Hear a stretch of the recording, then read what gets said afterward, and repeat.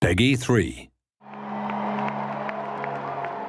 As the introduction of Football Manager Classic is a real landmark event in the series' history, we're going to spend a little more time discussing it than we will with some of the other new features in FM13. Therefore, this is the first of 5 videos that we're going to devote to the subject, and we hope you enjoy them all.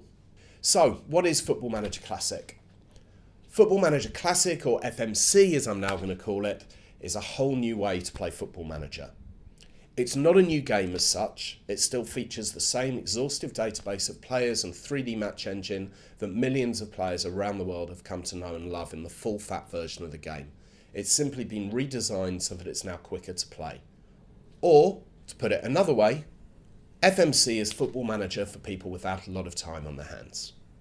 In recent years, it's become clear to us that there's a large group of people who would love to play Football Manager on their PC and Macs, rather than on their smartphones with Football Manager handheld, but simply can't devote the time required to get the most out of the game. In fact, now that they have families and other commitments, even some members of the SI team have found themselves in this position as we've been growing up. So we decided to find a way to accommodate players with limited free time without significantly diluting the experience. We believe that FMC achieves this beautifully. So how does it work? Well, as FMC is essentially a slimmed down version of Football Manager, it's probably easier for the first video to start by talking about what we've taken out rather than what's actually in the game. First off, the manager operates in what's effectively a smaller game world. The level of detail offered is kept to a minimum, and there are only 3 active nations allowed at any one time. Also, the manager's training duties have been greatly reduced. There's now no need for individual training as players improve through team training and match experience.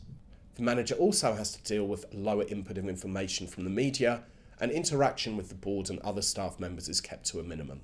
When it comes to the match day itself, there are no team talks or opposition instructions. It's straight into the action, which is delivered with a new key highlight setting.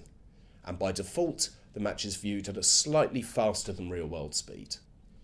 Also, when it comes to matches, if there's a match you don't want to manage the team in directly, or you want to speed things up to get to a really big game, you can use the new instant result option, with or without match plans, but we'll talk about that in more detail another day. All of this is brought to life through a completely redesigned user interface.